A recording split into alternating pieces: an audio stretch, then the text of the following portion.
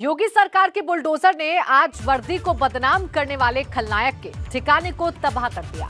लखनऊ के चिन्हट इलाके में बुलडोजर चला। इसमें 900 स्क्वायर फीट में बनी 3 मंजिला इमारत देखते ही देखते धूल में मिल गई। ये मकान गोरखपुर के मनीष गुप्ता हत्याकांड के मुख्य आरोपी पूर्व इंस्पेक्टर जगत नारायण सिंह का था। मनीष गुप्ता की पिछले साल सितंबर में संदिग्ध स्थिति में गोरखपुर में मौत हो गई थी। पुलिस इंस्पेक्टर रहे जगत नारायण को इस केस में मुख्य आरोपी बनाया गया था। फिलहाल ये दागी पूर्व पुलिस अधिकारी जेल में है। इधर लखनऊ में इसके मकान को प्रशासन ने धूल में मिला दिया।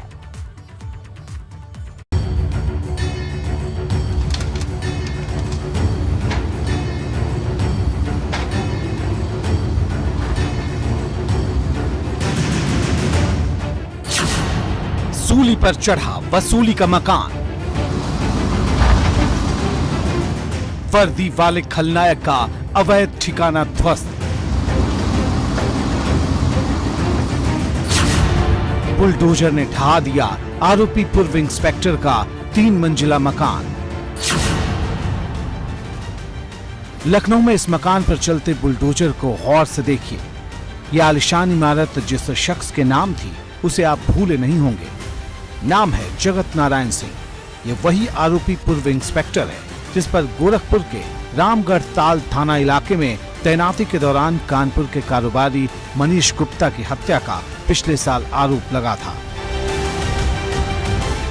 लखनऊ के चिन्हट इलाके में ये 3 मंजिला मकान नियमों को ताक पर रखकर बनाया गया था।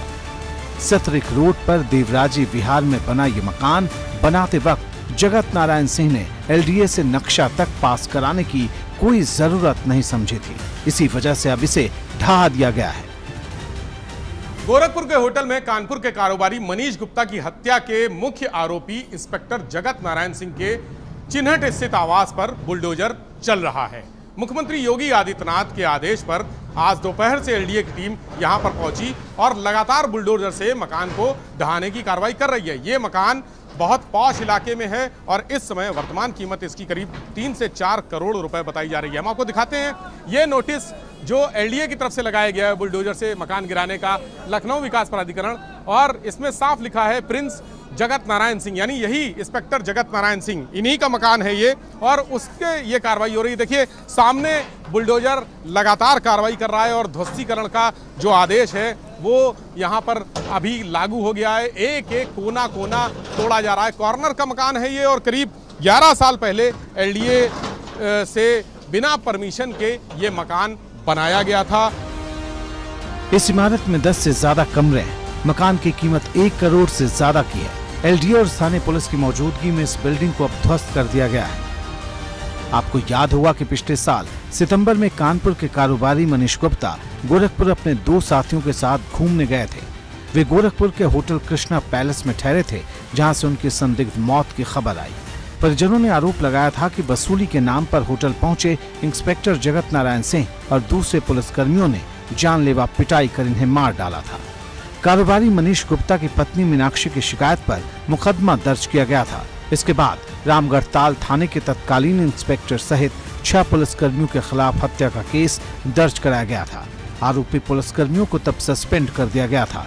मामले की पहले एसआईटी जांच के आदेश दिए गए थे, बाद में सीबीआई जांच शुरू हुई। मुख्य आरोपी पूर्व इंस्पेक्टर जगत नारायण सिंह समेत 6 पुलिसकर्मी मौजूदा समय में जेल में हैं। इस मामले में सीबीआई जांच में सभी आरोपियों पर चार्जशीट दाखिल की गई है। अब मुख्य आरोपी जगत नारायण सिंह की अवैध संपत्ति को ध्वस्त कर दिया गया है।